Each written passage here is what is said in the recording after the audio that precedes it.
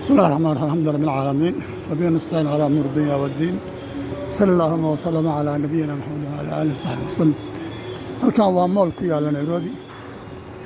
oo qalabka nooc walba suuq yani mool af Soomaali wuxuu noqonayaa suuq aad u weyn oo ganacsiga lagu sameeyo wax badan fara badan kala nooca weeyaan lagu gado yani nooc carabta dhulkuna saas u dhisan yahay waa meel iska weynaatay waxa la egtaa runtii magaalada Balbusule way la egtaa intay ku fadhido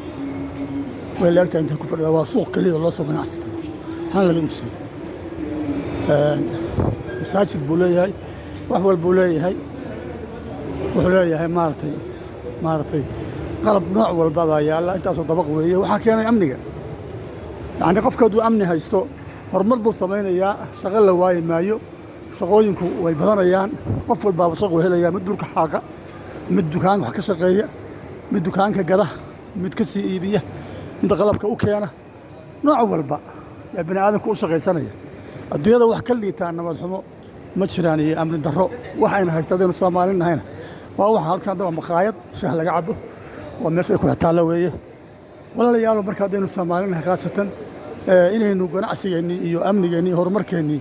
aynu qabyaalad dhaafsano oo isku baabino cilla isku dillo cilla banaan aynu isku dillo waxba ool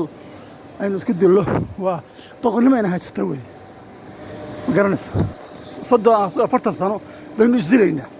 waxaynu u qaxaynaa wadamada shisheeye baynu u qaxaynaa oo iska dhiibaynaa caruurteennii baa badda ku dhimanaysa oo bariga ku dhimanaysa oo xuduudada wadamada shisheeye ku dhimanaysa inagaana u sababnay weliba inaga maartay waxa aad u la yaab badan goormaynu caqli sanaynaa goormaynu wax garanaynaa goormaynu maartay ilaahay u noqonaynaa goormaynu hadda waa kan dadka Soomaaliyeed Nairobi bay dhooban yihiin 90% in badan oo kamid ah oo gobol walba ka yimid suuqaan in badan oo kamid ah ku ganacsata ganacsigaasi ka mid yihiin dukaamada wada ganacsanaya ka mid yihiin ma garanaysa sababta halkan ugu ganacsanayaan waxa weeye amni bay ku haystaan dawlad baa joogta amni baa loo sugay waxay rabto dawladdu ha ahaato amni bay ku haystaan ganacsigooda cashuur baa laga qaadaa ma garanaysa dawladdu horumar bay ka samaysaa iyagu horumar bay samaynayaan ma garanaysa waxa dalkiisa maqaayado hoos ku yaalla weeyaan oo maarta suuqa ka mid ah marka adduunka amni baa horumar lagu gaaraa inagu inaynu muslim nahay haddana isdilayna har iyo habeen حتى كيانك ودك هذا جنب أضل يابن والمسلم كادو خير ليه محاسود ليسان حاسود ليسان يا وحأضل يابن بركة إن ميل رهال خيار ميل ودجنا وما لا أقدر يسكت له يوم ما أنت تصرف كل ما نس وحأضل يابن هون يا هذا صار يعني إسكال صورتها وراعي ساعات هذا وصول السكية إسكال عنس السلام عليكم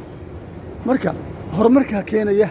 inuu qofku macnaha adduunka horumar iyo technology la gaaro waxa keenaya nabad horta in la helo haddaan nabad la helin yaa ku imaanaya yaa wax ku keensanaya yaa gurigaaga soo aadaya caruurtaadii baa ka cararaysa adigii baa ka carar naftaadii baa ka cararaysa walaalayaal haddaynu Soomaalina sida aynu isu dhaano caqli yeelano inaynu maartay wadamo shisheeyana aynu naf bidno oo aynu naf ka raadino inaguna nafteennii maartay waddankeennii oo barwaaqo ah oo dahabkii iyo lulkii badda ku jiraan oo kalluunka ku jiro waxa bayaalaan aynu maartay isku dillo wadamo shisheeyana iska dhiibno waa caqli xumo aad u lidata haddana 40 sano reer hebel isu dilayno labadii wadaato hal tolo wada degan baa isdilaysa iyadoo ramadaan hadda baa intaasoo qabiil iswar fadhiyeen ramadaanka hadda soo dhaafan intaasoo qabiil baa iswar fadhiday oo isdilaysa ma garanaysa oo ramadaankiina waa sooman lahay bay ku leeyihiin oo waxay ku leeyihiin waa tukanaynaa haddana reer hebel baan isu dilaynaa bay ku leeyihiin ma garanaysa marka isma geli kadho inaanu muslim noqono walaalayaalo حتى هدينا المسلم نقولين ورجال هذا حتى كسب لقول إحنا نوليه نيجي نقول إحنا ولا نلاقي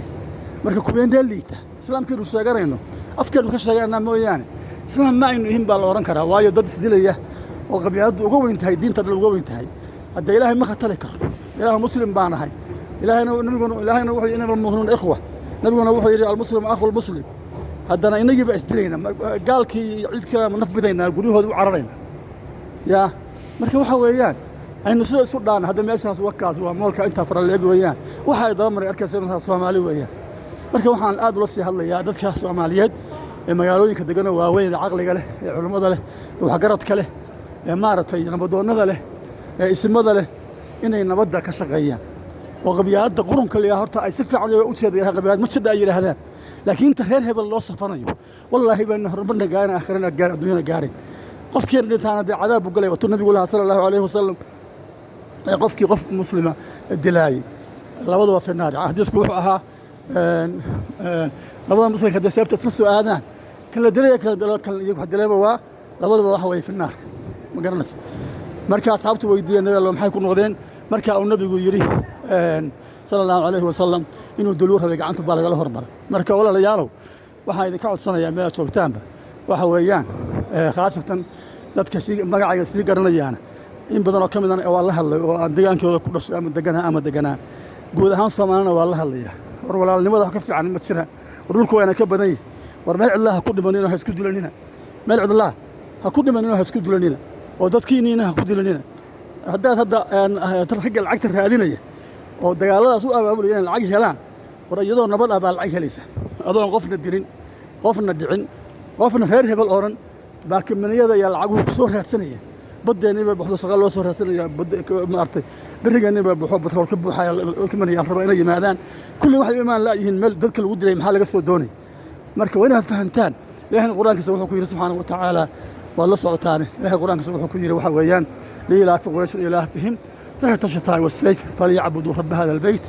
الذي أطعمهم من جوع وآمنهم من خوف وكاس وحوي مال والبفر مشياشة يدوكا ماذا يوحص ودن بافرن سي أمني أهبا الله وذا قدنيا مركا إن لهلويه dad caqli leh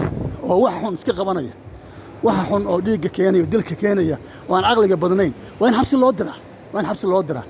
laakiin dadka xabsi u diray kana reer hebel lagu difaacayo hadii horumar gaari mayn waan xabsi loo diraa wixii maartaan wax maqlayn oo keenaya dadku inay salaayaan laba qof oo wada dhashay oo ilmo abti ilmo adeera baa waxa isku daraya midaan caqli badnayn ka caqliga aan badnayn hadii la damacay la xiro ama la qabto mid reerkiisa baa wuxuu oranaya hebel maxaa loo taabto marka hadda waa ku caqli xumo sababtoo waxa weeyaan reerkii dhan baa ku nabad waayay oo ku horumar waayay oo ku aakhira waayay oo ku adduunyo waayay marka waxaan ku gabagabaynayaa wallaahi meesha hadda waxa shaqaale ka helay waddanka hadda aan sugno Kenya dadka Kenya Soomaalida ku nool yihiin baa oran karaa in badan oo kamid oo lacag ka helay way ka shaqaystaan oo annaga dhan baa ku nool oo bariskar oo naftayadii guryihii iyo walba iyaga kaaga shaqaynay waxaana shaqo waaya qof shaqo waaya ma jiro hadii nabad la helo marka war Soomaaliya sida aynu soo dhaanno maanta taariikhdu waxa weeye 12 bisha May 2024 weeyaan والسلام عليكم ورحمة الله وبركاته ولا يرسل سنة عبد المجيد بل بس لويه وحوي هنتي آدي آد بهذينك بس يحضر واحد ضل كأني كتيرة يدغنا ما أسكت لينه يدغنا ما أسكت لينه يودون الشيء عن وقحين يسين ولي سوق من العنه هذا لا يبقى لو حكم هل طولات يروح دقن بالأسكت ليه أسكت ليه marka waxa weeyaan dadku waxa loo baahay nabad la helo aqli la helo oo maartay dadku ay wax gartaan hadaan nabad la helin waxa weeyaan hada waa ka ninka malabkaas u gadanaya meesha uu yahay malabkaas meesha inuu ku iibsanay brother how much this man this honey 700 and this one small one 350 and that one 250 thank you very much brother and that what about that big one this is for 750 Yes, thank you very much. We like the people of Kenya, brother. They are our brothers. Wallahi. Yeah, thank you very much. Marka waxa weeyaan war bini aadanka walaalnimada deeqada oo Soomaalinimada iyo walaalnimada ina deeqada oo ehelnimada ina deeqada oo qarabnimada ina deeqada oo muslimnimada ina doo waxa inaan wadaagin lama arko sabab aan isku jireynaa waa aad u la yaab badan weeyaan